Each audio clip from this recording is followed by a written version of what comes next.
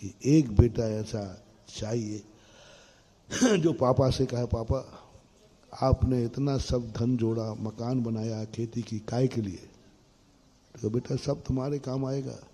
पापा मुझे वसीयत में एक कौड़ी भी दे दोगे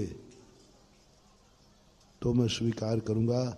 मुझे वसीयत भली मत देना, लेकिन आप संस्कारोदय तीर्थ क्षेत्र में 24 बना दीजिए। कौन बेटा है जो अपनी वसीयत त्याग करने की बाप से कहता है? वो मंदिर के नाम पर, पाप के लिए नहीं। कितने बेटे हैं जो अपने बाप के जुआ में हार जाए, कुछ हार जाए तो अपनी संपत्ति सहमति दे देते, हाँ बेच के कर्जा चुकाओ। तुम्हारा बाप यदि कहीं हार जाए, कोई घाटा फीटा लग जाए, तो आप अपनी वसीयत को भी बेचने की अनुमति दे देते हो कि नहीं? हमें वो बेटा चाहिए जो आपसे कहे मुझे एक कौड़ी भी मत देना, मेरी लिए जो वसीयत आप दोगे उस वसीयत से जनेन देव का मंदिर बनाओ संस्कारोदय तीर्थ क्षेत्र में, और मैं तुम्हारे पक्ष में रहूंगा। मैं कहूंगा बेटा ऐसा बात मत कर, मुझे वो बेटी चाहिए जो बाप से कहे मुझे दहेज मत देना, मैं शादी उसी से करूंगी जो एक श्रीफल पर करेगा। बेटा ऐसा नहीं मिलेगा तो बोले नहीं करूंगी, क्या बात हो गई? लेकिन मेरे दहेज से यदि मंदिर बनता है, मेरे दहेज के कारण से यदि तुम मंदिर रोकते हो, तो उससे बड़ा पुण्य नहीं और इससे बड़ा पाप नहीं। मंदिर पत्नी कहे तुम मेरे लिए क्या कर सकते हो? बोले जो मांगो वो कर सकता हूं। सुन रहे हो रे जोड़ियों के गुलाम? हाँ, पत्नियों को तुम खूब आश्वासन देते हो, अरे तू तो मेरी प्राण प्यारी, जो कहे वो कर दूंगा। कर भी दोगे, ऐसी बात नहीं है, जो मांगे। तो आज हर पत्नी से कहना चाहता हूं, अपने पति से पूछना तुम मेरे लिए क्या कर सकते हो? तो जो चाहे वो कर सकता हूं, तो बस और कुछ करना या नहीं करना, संस्कारोदय तीर्थ क्षेत्र में एक जिनालय बना दो, पर मुझे कुछ नहीं चाहिए। मैं बिना आभूषणों के रह जाऊंगा, मैं बिना खर्च, सब बस एक काम इच्छा पूर्ण कर दो, एक मां चाहिए। बेटा तू मेरा बेटा है कि नहीं? बोले मम्मू आज ऐसी भाई की बातें क्यों कर रही है? बस और कुछ नहीं बेटा, तू मेरे लिए क्या कर सकता है? तो ये कहेगा मम्मी तेरे लिए जो कहो वो कर लूंगा, जो कहे वो कर लूंगा। बस बेटा मैंने तेरे लिए जन्म दिया है, बस एक ही इच्छा है कि विद्युत तीर्थ क्षेत्र में एक 24 मंदिर बना दे। बस एक मां ऐसी चाहिए, एक बिटिया ऐसी चाहिए, एक बेटा ऐसा चाहिए।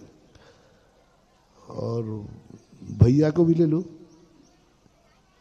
और महाराज भैया तो बहुत मुश्किल है। कोई भैया कहे कि भैया यदि तुम्हारी हिम्मत नहीं हो रही हो तो एक जायदाद में अपने पिताजी की जायदाद बराबर का हिस्सा है, बराबर का हिस्सा होता है ना, बराबर का होता है। अपन दोनों भाई हैं, बराबर का हिस्सा है। यदि तुम साहस नहीं कर पा रहे हो तो लो भाई, मेरे हिस्से में जो मिलेगा मैं उस हिस्से का त्याग करता हूं, जाओ संस्कारोदय में एक 24 जिनालय बना दीजिए। क्या बात है महानुभाव, बलिदान की बात है। आज ब्राह्मणी सुंदरी क्यों प्रसिद्ध हुई? क्योंकि उन्होंने अपनी इच्छा से शादी का त्याग नहीं किया। किसके लिए किया? पिता के खातिर किया कि नहीं पिताजी ये नहीं होगा। इसी प्रकार धर्म के खातिर तुम्हें कोई बलिदान की बात आए तो बलिदान की स्थिति बनाना चाहिए, विचार करना चाहिए। और हमारे लिए जो कहा था कि हम क्या बेट सोचे कि मैं क्या लाभ दे सकती हूं, बेटा पत्नी मां सब भाई सोचे मैं क्या कब कैसा वातावरण बनाऊं तो एन कैन प्रकारण मैं संस्कारोदय तीर्थ क्षेत्र के कोई काम आ सकूं। मैं क्या त्याग कर सकता हूं, मैं क्या बलिदान दे सकता हूं। हर व्यक्ति अपना अपना बलिदान दे सकता है, बस समर्पण हो तो। और तुम चाहते हो, कल एक भैया बोल रहे थे ना वो जो कहानी अपनी रह गई ना कि वो 8 दिन वहां बोला, वहां कुछ भी नहीं आया और दूसरी जगह पवारा हो गई,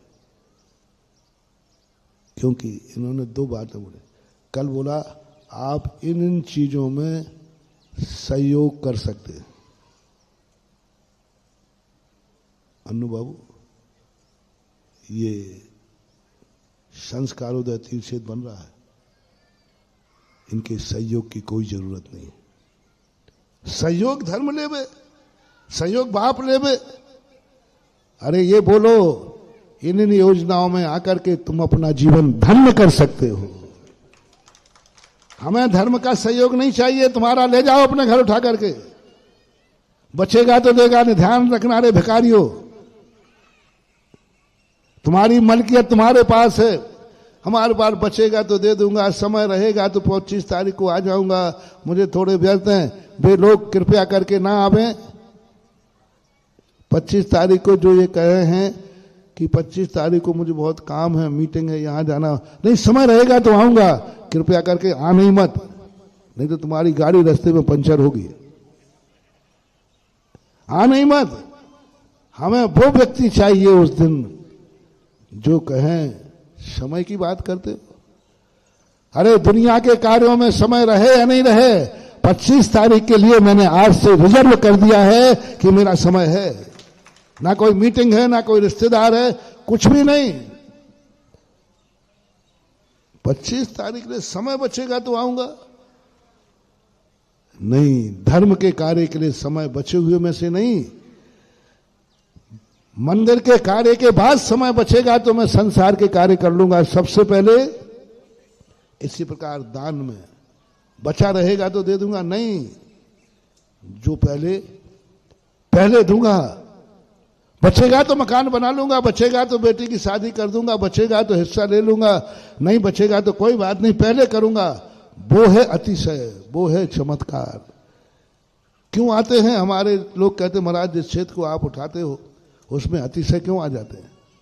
कोई मैं देवताओं को नहीं बैठाल जाता हूं, मैं तुम्हारे मानस को बदल देता हूं, बस अतिशय अतिशय बरस जाता है।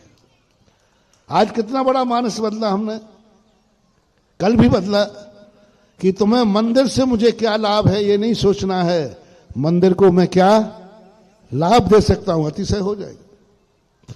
आज कहा बचा हुआ समय नहीं, पहला समय मंदिर के लिए, बचा हुआ दान नहीं दूंगा, पहला मंदिर के लिए दान। मकान बनाने के बाद बचेगा तो मंदिर दूंगा, ये भाव नहीं।